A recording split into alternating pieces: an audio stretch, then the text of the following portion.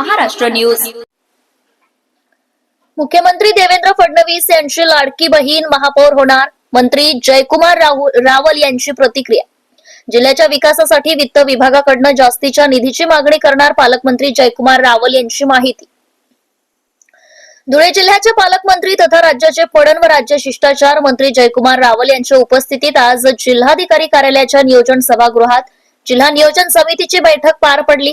या बैठकीत जिल्ह्यातील वित्त विभागाकडून आतापर्यंत आलेल्या निधीच्या खर्चाबाबत तसेच भविष्यात होणाऱ्या विकास कामांच्या पार्श्वभूमीवर होणाऱ्या खर्चाबाबत चर्चा करण्यात आली आहे। बैठकीनंतर पालकमंत्री जयकुमार रावल यांनी प्रतिक्रिया, जिल्ह्याच्या विकासासाठी वित्त विभागाकडून अत्यंत कमी निधी येत असल्याने विकासाचा अनुशेष भरून निघत नसल्याची खंत व्यक्त केली आहे। वित्त विभागाकडून जास्तीचा निधी मिळावा अशी मागणी आपण राज्याच्या वित्त विभागाकडे करणार असल्याचं त्यांनी माहिती यावेळी दिली आहे। तसेच महापौर पदाचं आरक्षण आज जाहीर झाल्यानंतर मुख्यमंत्री देवेंद्र फडणवीस यांची लाडकी बहीण आता धुळे मनपात महापौर होणार असून यासाठी या लाडक्या बहिणीचे सगळेच भाऊ प्रयत्न करतील अशी माहिती देखील यावेळी मंत्री जयकुमार रावल यांनी दिली आहे। आता यामुळे धुळे महापालिकेच्या महापौर पदी कोण विराजमान होणार, कोणाची महापौर पदाची लॉटरी लागते याची उत्सुकता आता राजकीय वर्तुळात पाहायला मिळत आहे। सर्वसाधारण महिलेसाठी राखीव ठेवण्यात आला आहे। काय कोणाकोणाच्या नावाची चर्चा आहे, काय आपल्याला खरं तर देवाभाऊंचं राज्य आल्यापासून सगळ्या लाडक्या बहिणींचं राज्य चालू आहे। कारण लाडक्या बहिणींचा लाडका भाऊ देवाभाऊ, आणि म्हणून कोणीतरी लाडकी बहीण ही महापौर बनणार आहे। याच्यासाठी सर्व भाऊ, मग त्याच्यामध्ये देवाभाऊ, गिरीश भाऊ, जयकुमार भाऊ, अनुप भैया या सगळ्यांना आनंद आहे। आता यापूर्वी ज्यांना संधी मिळाली त्यांची नावं पण चर्चेत आहेत आणि काही नवीन नावं सुद्धा चर्चेत आहेत। त्यामध्ये डॉक्टर निशा महाजन यांचं नाव फार चर्चेत आहे।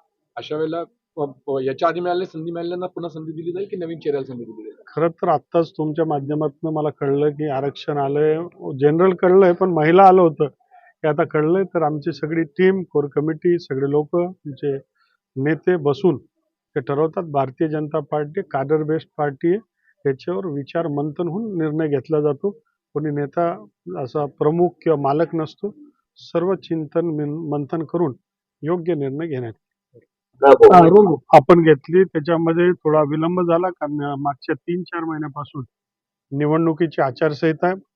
आता वर्ष संपायला 2 महिने 2.5 महिने बाकी आहेत आणि म्हणून वेगाने सगळे काम सुरुवात करण्यासंदर्भात सांगितलं। विशेषतः जिल्हा प्रशासनाच्या माध्यमातून ज्या प्रशासकीय मान्यता जवळपास सगळ्याच मंजूर झाल्या, पण सगळ्या कामांचा आढावा घेऊन वेगाने धुळे जिल्ह्यामध्ये काम झालं पाहिजे। थोडंसं आमदारांमध्ये नाराजगी सुद्धा आमदारांनी सगळ्यांनीच व्यक्त केली की राज्याच्या वित्त विभागाकडनं धुळे जिल्ह्याला पाहिजे तसा न्याय मिळत नाहीये, दरवेळेस आम्हाला कमी निधी मिळतोय। धुळे जिल्हा हा थोडासा मागे राहिलेला जिल्हा आहे, त्याच्यामध्ये निधी आम्हाला लागणार आहे, परंतु सातत्याने आमच्याकडे निधी कमी होतोय आणि म्हणून चिंता व्यक्त केली। मागच्या वेळेस 348 कोटीचा बजेट होता, यावेळेस केवळ 292चाच बजेट करायला लावला, अर्थात तो प्राथमिक आहे। पण आमची अपेक्षा होती की यावेळेस 350 कोटी हा राहिला पाहिजे आणि त्याच्या व्यतिरिक्त काही ना काही आपल्याला मिळालं पाहिजे। म्हणून जिल्ह्याची जनता ही अत्यंत आतुर आहे। 2 तालुके दुष्काळग्रस्त आहेत, 2 तालुके आदिवासी बहुल आहेत आणि मग जिल्ह्याच्या मध्ये विकासासाठी फार मोठा अनुशेष आहे। त्या सगळ्यासाठी निधीची आवश्यकता आहे आणि निधी हा जास्तीत जास्त मिळावा असं आम्ही वित्तमंत्री महोदयांना आग्रह करणार आहे की इतर जिल्ह्यांना जसं न्याय मिळत असतो तसं आमच्या जिल्ह्यांना सुद्धा मिळावा। काही योजना आम्हाला मंजूर झाल्या, त्या योजना सुद्धा आम्हाला मिळाल्या नाही। जसं कृषीच्या माध्यमातून जी योजना आहे ती अनेक जिल्ह्यांना लागू झाली, परंतु धुळे जिल्ह्याला तशी कृषीची योजना ही लागू झाली नाही। कॅन्सरच्या संदर्भातला हॉस्पिटलची जी योजना होती ती धुळे जिल्ह्याला मंजूर झाली, पण नंतर कॅन्सल करून ती जळगावला देण्यात आली। याबद्दल सुद्धा जिल्ह्याच्या जनतेने नाराजगी व्यक्त केली।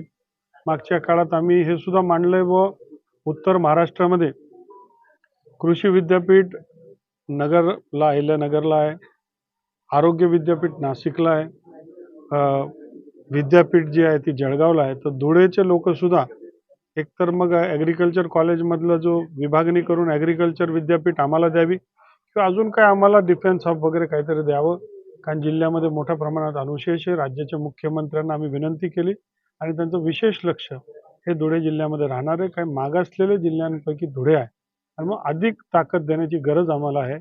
धुळे शहराची महानगरपालिका सुद्धा ही क वर्ग असली आणि थोडीशी ड वर्ग असल्याने आणि थोडा निधीचा अभाव असल्यामुळे धुळ्यासारख्या शहरांमध्ये जर व्यवस्था झाली नाही तर जिल्ह्यामध्ये अधिकारी सुद्धा जर आपण बघितलं तर 25% अधिकाऱ्यांच्या जागा रिक्त आहे. कोणी यायला तयार नाही कारण जिल्ह्यामध्ये व्यवस्था नसते. परंतु हे सगळं सिच्युएशन बदलतंय आणि बदलत असताना जे काही आम्हाला मदतीची गरज आहे ती मदत वेळेवर मिळाली तर हे सगळं शक्य होणार. आम्ही जिल्ह्याच्या सगळ्या अधिकाऱ्यांना आवाहन केलंय की या जिल्ह्याच्या प्रगतीसाठी सगळ्यांनी हातभार लावा. जे निधी आहे तिला क्वालिटी काम लवकर वेगाने व्हावं अशा प्रकारचा आग्रह केलाय आणि म्हणून जे चांगलं काम करतात त्यांचं अभिनंदन केलं आणि जे चूक करणार त्यांच्यावर कडक कारवाई व्हावी असंही आग्रह सगळ्या लोकप्रतिनिधींनी केलाय. एकंदरच सकारात्मक परिस्थिती सगळीकडे आहे पण वित्त विभागाने आम्हाला अधिक निधी देण्याची गरज आहे असं आम्हाला वाटतं. Subscribe now and press the bell icon. Never miss an update.